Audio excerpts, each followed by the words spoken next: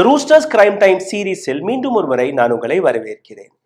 தர்மஸ்தலா இங்கிருந்து வெளிவரக்கூடிய பல்வேறு மர்மமான விஷயங்களை ஒவ்வொரு நாளும் ட்விஸ்ட் அண்ட் டர்னுடன் நீங்க பார்த்து வருகிறீர்கள்.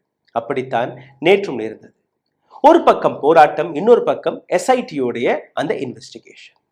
போராடக்கூடிய நபர்கள் தர்மஸ்தலாவை கொச்சைப்படுத்தக்கூடிய வேலையை பார்க்கிறீர்கள். வீரேந்திர ஹேக்டே அவர்களுடைய பெயரை கெடுப்பதற்காக இந்த வேலை நடக்கிறது. லெப்டிஸ்ட் மனநிலை இருக்கக்கூடிய நபர்கள், ஹிந்து இல்லாத நபர்கள், அதில் கிறிஸ்டியன் மிஷனரிஸாக இருக்கட்டும் அல்ல முஸ்லிம்ஸ்களாக இருக்கட்டும், அவர்கள் பேசக்கூடிய பேச்சை கேட்டு யாரோ ஒரு நபர், ரோட்டில் போகக்கூடிய நபர், அந்த நபருடைய பேச்சை கேட்டு எங்களுடைய மத அடையாளத்தை, இந்துக்களை டார்கெட் செய்து வருகிறீர்கள். இது அவர்களுடைய குற்றச்சாட்டு. இன்னொரு பக்கம் பார்த்தீர்கள்னா எஸ்ஐடி நேற்று சைட் நம்பர் 13 ஒரு சயின்டிபிக் முறைகள் ஒரு மிகப்பெரிய தேடலை தொடங்கியது. கிரவுண்ட் பெனட்ரேட்டிங் ரெடார் என்கிற இந்த கருவி ட்ரோனில் பொருத்தப்பட்டு 2 நாட்களாக ஒட்டுமொத்த அந்த சைட் நம்பர் 13 அலசி ஆராய்ந்து எந்த இடத்தில் சந்தேகம் இருந்ததோ அந்த இடத்தில் 25 அடி அகலம், ஒரு 18 20 அடி ஆழமாக தோண்டி பார்க்கும்போது எதுவுமே கிடைக்கவில்லை. அதுதான் சரியான இடமா என்கிற அந்த சந்தேகமும் இருக்கிறது. ஏன்னா இந்த நபரை நீங்க பார்த்தீர்கள்னா 2014ஆம் ஆண்டே அங்கிருந்து வெளியேறிய நபர். 1998ஆம் ஆண்டிலிருந்து 2014ஆம் ஆண்டு வரை நடந்த அந்த விஷயம். அந்த 10-12 ஆண்டுகளில் இவர் எத்தனை இடங்கள்ல எதை விதைத்தார் என்று இவருக்கே ஞாபகம் இருக்குமா என்று எனக்கு தெரியவில்லை. ஆனால் அந்த அடையாளம் எடுத்து காட்டிய அந்த இடங்களில் நீங்க பார்த்தீர்கள்னா சைட் நம்பர் 6 நிச்சயமாக அங்க எலும்புக்கூடுகள் கிடைத்தது. 25க்கும் மேற்பட்ட எலும்புக்கூடுகள் கிடைத்தது. சைட் நம்பர் 11A 100க்கும் மேற்பட்ட எலும்புகள் கிடைத்தது. இப்ப இவர்களுக்கு பதற்றம் என்னவென்று எனக்கு தெரியவில்லை. என்னுடைய ஒற்றை கேள்வி, இந்த கேள்வியை நேற்று ஊடகத்தில் பல நபர்கள் கேட்டிருக்கிறார்கள். அந்த போராடி வந்த நபர்கள், இதுல பிஜேபி சார்ந்த நபர்கள், ஸ்ரீராம் சேனாவை சார்ந்த நபர்கள், ஹிந்து அமைப்புகள், பஜ்ரங் தள், ஹிந்து மகாசபா, ஹிந்து விஸ்வ பரிஷத், இது போன்ற பல்வேறு அமைப்புகள் இந்த போராட்டத்தை நடத்தக்கூடிய நபர்கள், முக்கியமாக பிஜேபி, RSS. எதற்கான இந்த பதற்றம், எதற்காக இந்த போராட்டம்? எத்தனையோ பெண்கள் அங்க மாயமாகி இருக்கிறார்கள். எத்தனையோ குடும்பங்கள் இன்னைக்கும் நீதியும் நியாயத்திற்காக அங்க காற்றுக்கொண்டிருக்கிறார்கள், போராடி வருகிறார்கள். அனன்யாவுடைய வழக்காக இருக்கட்டும், சௌஜன்யாவுடைய வழக்காக இருக்கட்டும், வேதவள்ளியுடைய வழக்காக இருக்கட்டும், இது போன்ற பல்வேறு வழக்குகள் இன்னைக்கும் அந்த பெண்கள் மாயமாகி எத்தனையோ வழக்குகளை from 2000 to 2015 more than 400 such cases, missing, unidentified bodies. Netravati river ஓரம் அங்க ஹைவேக்களில் கண்டெடுக்கப்பட்ட அந்த டெட் பாடிஸ், அந்த கேசஸ்களை போலீஸ் ஸ்டேஷன் அங்க இருக்கக்கூடிய அதிகாரிகள் அளித்திருக்கிறார்கள். இப்போ எஸ்ஐடியோடைய புதிய திருப்பம் என்ன? ஒரு பக்கம் இந்த எஸ்ஐடியோடைய இந்த தோண்டக்கூடிய வேலை, எக்ஸ்குவேஷனுக்கான வேலை, இன்னொரு பக்கம் புதிய ஆதாரங்களை திரட்டுவதற்கான அந்த முயற்சியில் இன்னும் ஆழமாக எஸ்ஐடி இறங்கியுள்ளது. அந்த இடத்தில் இருந்த மற்ற சானிடேஷன் ஒர்க்கர்ஸ்களை சந்தித்திருக்கிறார்கள். ஹியூமன் ரைட் கமிஷன் அங்க ஒரு டீமை அனுப்பியிருக்கிறது. அவர்களோட இன்வெஸ்டிகேஷன் தனியாக போய் கொண்டிருக்கிறது. அவர்கள் கிராம மக்களை போய் சந்தித்திருக்கிறார்கள். அங்க என்னெல்லாம் நடந்திருக்கிறதோ அதற்கான எவிடன்சஸ்களை, அதற்கான ஸ்டேட்மெண்ட்ஸ்களை கலெக்ட் செய்திருக்கிறார்கள். இன்னொரு பக்கம் எஸ்ஐடி ஒரு ப்ரோவை நடத்த தொடங்கிவிட்டது. அதாவது உங்களிடம் ஏதாவது இது போன்ற தகவல் இருந்தால் தயவு செய்து தைரியமாக எங்களிடம் நேரடியாக நீங்க வரலாம்.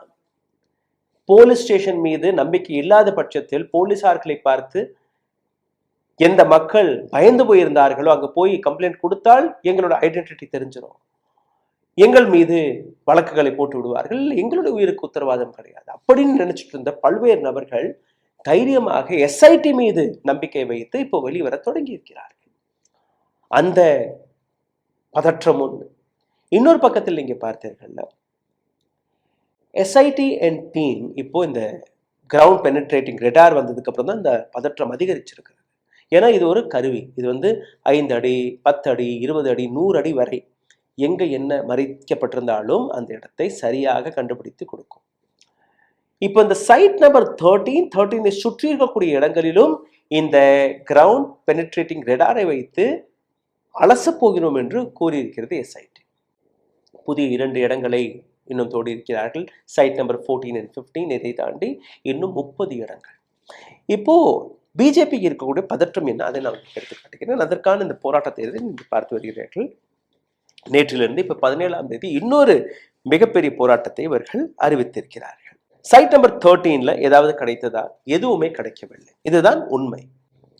சைட் நம்பர் 6ல் கிடைத்ததா? ஆமாம், 25 எலும்புகள் கிடைத்தது. சைட் நம்பர் 11A நூற்றுக்கணக்கான எலும்புகள் கிடைத்தது. இப்ப இன்னொரு ஆங்கிளை நீங்க பார்க்க வேண்டும்.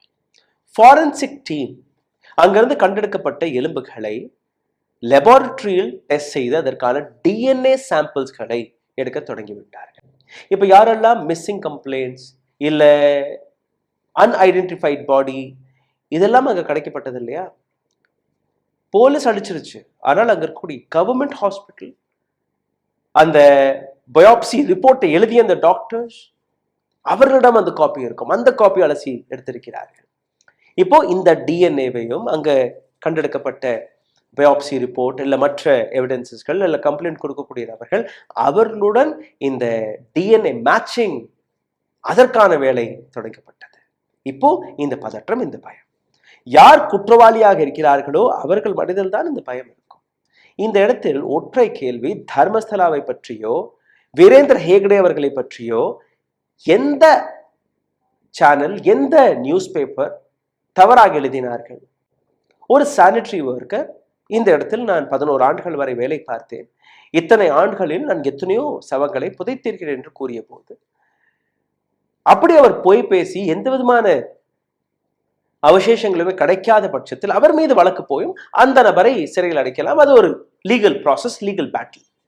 பட் பிஜேபி கர்நாடகா அசெம்பிளியில் இருந்து எடுத்து வைத்த கேள்விகள் என்னவென்றால், அந்த நபருடைய ஐடென்டிட்டியை நீங்க உலகத்திற்கு முன்பு எடுத்து வையுங்கள். ஏற்கனவே பயந்து ஓடி ஒளிந்த ஒரு நபர் தைரியமாக வெளிவந்து ஒரு உண்மையை எடுத்து வைக்கக்கூடிய அந்த முயற்சியில் இருக்கிறார். இன்வெஸ்டிகேஷன் நடந்து கொண்டிருக்கிறது. சாதாரணமாக நீங்க பார்த்தீர்கள்னா ஒரு இன்வெஸ்டிகேஷன் நடந்து முடிய ஒரு 60 நாட்கள்ல இருந்து 100 நாட்கள் வரை பிடிக்கலாம். 90 நாட்கள் நிச்சயமாக பிடிக்கலாம். இங்க 1 மாதம் கூட ஆகவில்லையே. ஜூலை 29ஆம் தேதி தானே அந்த முதல் முறையாக அந்த எக்ஸ்குவேஷன் வேலை நீங்க நடத்தினீர்கள். இன்னைக்கு நாம் ஆகஸ்ட் 14ஆம் தேதியில் நிற்கிறோம். 15 நாட்கள் தான் ஆகியிருக்கிறது. 15 நாட்களுக்குள்ள அந்த பதற்றமா? அப்போ எதை மறைப்பதற்காக, எதை புதைப்பதற்காக இந்த வேலையை நீங்க பார்த்திருக்கிறீர்கள். இதே வீரேந்திர ஹேக்டே அவர்களுடைய தம்பி, அவர் கோர்ட்டுக்கு செல்கிறார். ஹர்ஷேந்திரன் அவருடைய பேர். கோர்ட்டுக்கு செல்லும் போது இந்த மாதிரி தர்மஸ்தலாவை வீரேந்திர ஹேக்டே ஐயா அவர்களை கொச்சைப்படுத்தக்கூடிய வேலையை லெப்டிஸ்ட் மைண்ட் செட் இருக்கக்கூடிய நபர்கள் செய்ய தொடங்கிவிட்டார்கள். கிறிஸ்டியன் மிஷனரி, முஸ்லிம்ஸ், காங்கிரஸை சார்ந்த நபர்கள், அவர்களுடைய வெண்டேட்டா, அதுதான் இங்கே நடக்கிறது. ஹிந்து மதத்தை தாக்கக்கூடிய வேலையை அவர்கள் பார்க்கிறார்கள். இது ஹிந்து மதத்தின் அந்த ரிலிஜியஸ் சென்டிமெண்ட்டை, இந்துக்களுடைய சென்டிமெண்ட்டை பாதிக்கிறது. இங்க இந்த தோண்டக்கூடிய வேலையெல்லாம் இதற்கு மேல் நடக்கக்கூடாது. உடனுக்குடன் இதை தடுத்து நிறுத்துங்கள். யாரோ ஒரு நபர், ரோட்டில் போகக்கூடிய நபர் கூறியதெல்லாம் நம்பி இவ்வளவு பெரிய இன்வெஸ்டிகேஷன் இதெல்லாம் இருக்கக்கூடாது. கோர்ட் அந்த ஒற்றை அப்ளிகேஷனை வாங்கிக்கிட்டு கேக் ஆர்டரையும் வெளிவிடுகிறார்கள். அதாவது இதுவரை நீங்க ரிப்போர்ட் செய்ததெல்லாம் போதும், ரிப்போர்ட் ஆகி பப்ளிஷ் ஆன யூடியூப் வீடியோஸ்கள், பத்திரிகையில வெளிவந்த செய்திகள் எல்லாத்தையுமே டெலீட் பண்ணுங்க. 8800க்கும் மேற்பட்ட சச் லிங்க்ஸ். அப்புறம் அந்த விஷயம் வெளிவந்து அந்த நீதிபதிக்கும் இந்த குடும்பத்திற்கும் ஒரு கனெக்ஷன் இருந்தது, வெளிவந்தது. கர்நாடகா ஹைகோர்ட், சுப்ரீம் கோர்ட் இந்த விஷயத்தில் தலையிட்டு கேக் ஆர்டரை டிஸ்மிஸ் செய்து இந்த விஷயத்தில் நிச்சயமாக ஒரு ப்ரோப் நடக்கணும், இதை ரிப்போர்ட் செய்ய வேண்டும் என்கிற அந்த அறிக்கைக்கு பின்பு என்னை போன்ற பல்வேறு பத்திரிகையாளர்கள், அதற்கு முன்பும் நாங்கள் ரிப்போர்ட் செய்து கொண்டிருந்தோம், அதற்கப்புறம் இன்னும் தைரியமாக இதை கையில் எடுத்து இதற்கான ரிப்போர்ட்டிங் நடத்தி வருகிறோம். எந்த குற்றவாளி பிஜேபியுடன் இந்த கனெக்ஷனில் இருக்கிறார்களோ அந்த குற்றவாளியை காப்பாற்றுவதற்காக இது போன்ற கூட்டம் களமிறக்கப்படுகிறது. இந்த இடத்தில் வீரேந்திர ஹேகடேவை பற்றி எந்த விதமான கம்ப்ளைண்டும் இல்லாத பட்சத்தில், வீரேந்திர ஹேகடே அல்ல தர்மஸ்தலாவை பற்றி எந்த விதமான தவறான செய்தி யாரையுமே பேசாத பட்சத்தில் எப்படி வீரேந்திர ஹேகடேவை பற்றி, தர்மஸ்தலாவை பற்றி, இந்து மதத்தை பற்றி இது போன்ற செய்திகள் பரப்பப்படுகிறது என்று நீங்க அந்த அலிகேஷன் எடுத்து வைக்கிறீர்கள். இதே கேள்வியை இந்த கூட்டத்திடம் கேட்கும் போது எந்த விதமான பதிலும் கிடையாது. You are insulting Hindu dharma, you are insulting Virendra Heggadeji, you are insulting Dharmasthala, புண்ணியஸ்தலம். அந்த புண்ணியஸ்தலத்தில் தானே எத்தனையோ பெண்கள் காணாமல் போனார்கள். அனன்யாவுடைய கதை, சௌஜன்யாவுடைய கதை, இது போன்ற எத்தனையோ பெண்களுடைய கதை. இந்த நபர் கூறுவது 80% பொய் சார், 20% தான் உண்மைன்னு வச்சுக்கலாம். But there is a investigation which is happening, there is a probe which is happening. அதில் உங்களுக்கு சந்தேகங்கள் இருந்து அதை நீங்கள் அசம்பிளியில் நீங்கள் கேட்டீங்க, அதற்கான விளக்கத்தை அரசாங்கம் கொடுக்கிறது.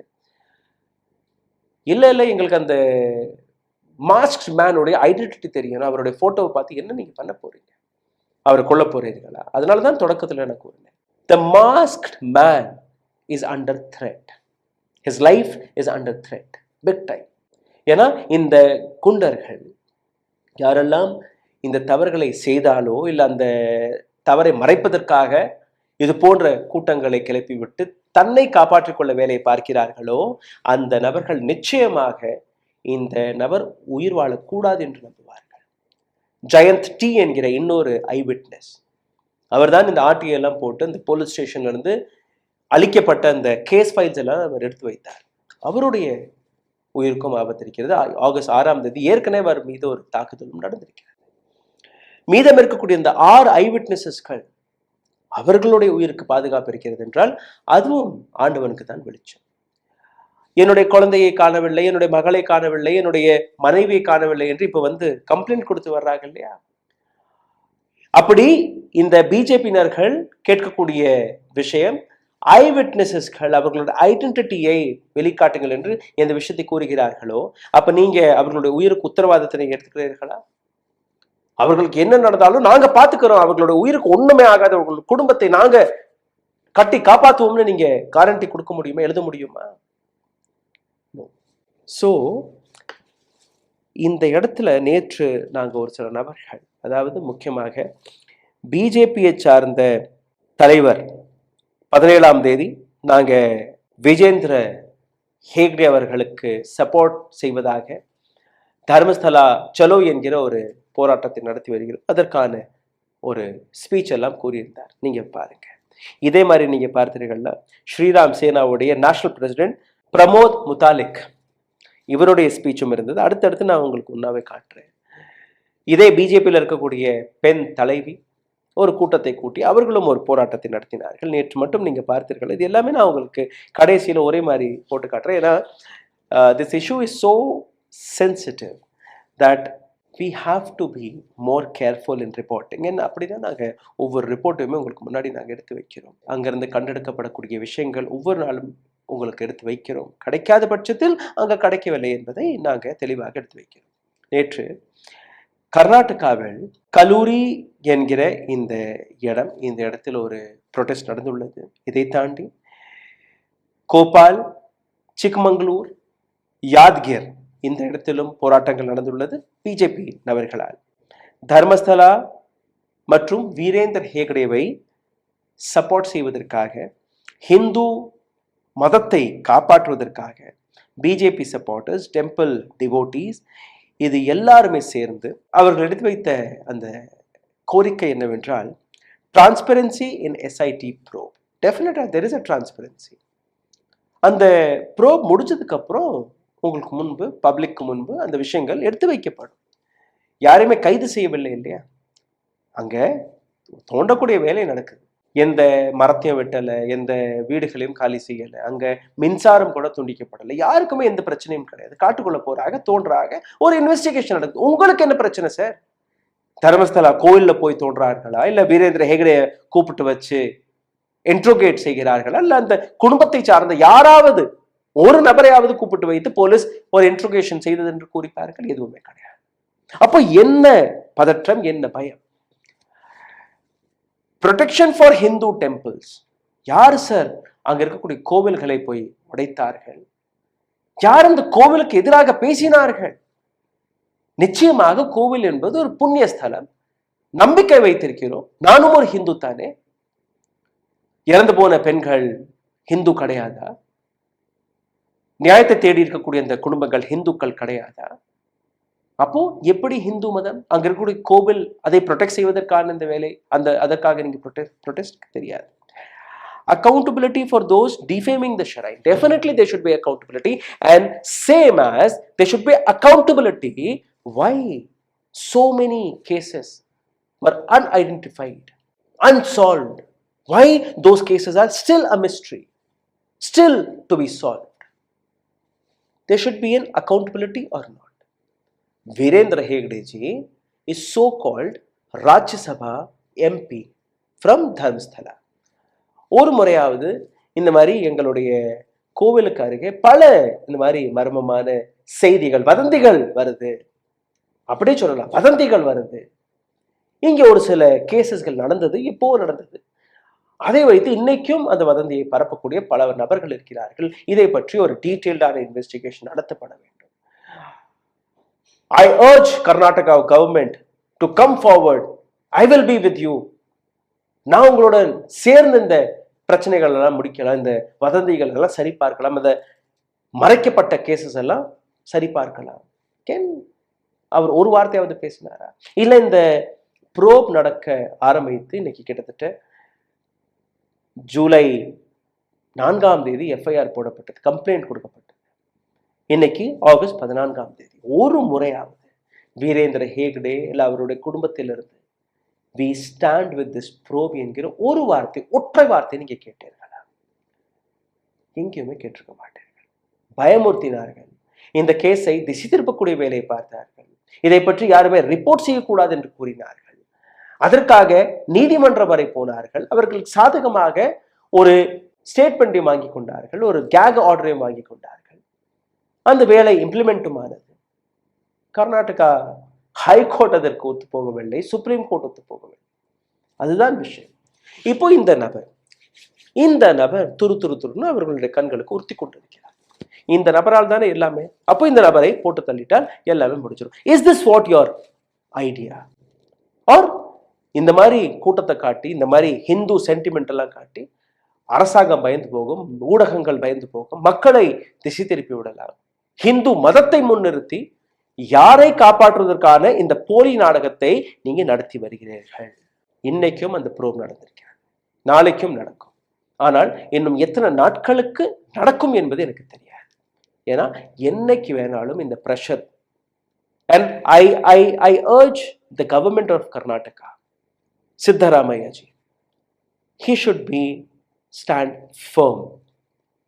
எதற்கவே பயப்படாமல் இந்த ப்ரோபில் வரக்கூடிய உண்மைகள், அது எதுவாக இருந்தாலும், அது யாருக்கு எதிராக இருந்தாலுமே அந்த விஷயங்கள் மக்களுக்கு முன்பு வரணும், டிரான்ஸ்பரண்ட் முறையில் வரணும். இது அந்த அரசாங்கத்துடைய பொறுப்பு. And I hope this government will do that. இந்த வீடியோ உங்களுக்கு பிடித்திருந்தால் தயவு செய்து இதை பகிருங்கள். உங்களுடைய கருத்துக்களை கீழே கமெண்ட் பாக்ஸில் கமெண்டில் எழுதிவிடுங்கள். இந்த சேனலை சப்போர்ட் செய்ய நினைக்கக்கூடிய நபர்கள் உங்களுடைய ஆதரவை கீழே எழுதியிருக்கக்கூடிய யூபிஐ ஐடியில் அனுப்பலாம். நன்றி, வணக்கம். ஊடகம் கார்ப்பரேட் அரசியல்வாதிகளின் கைப்பாவையாக, அடிமைகளாக இருந்தது போதும். இனி சாட்டை எடுத்து சுழற்றும் நேரம் வந்துவிட்டது. ஊடகம் பொதுமக்களாகிய உங்களுக்காக, உங்களாலேயே இயக்கப்பட வேண்டும். ஊடக சுதந்திரத்திற்காக உங்களின் பங்களிப்பை இன்றே அளித்திடுங்கள்.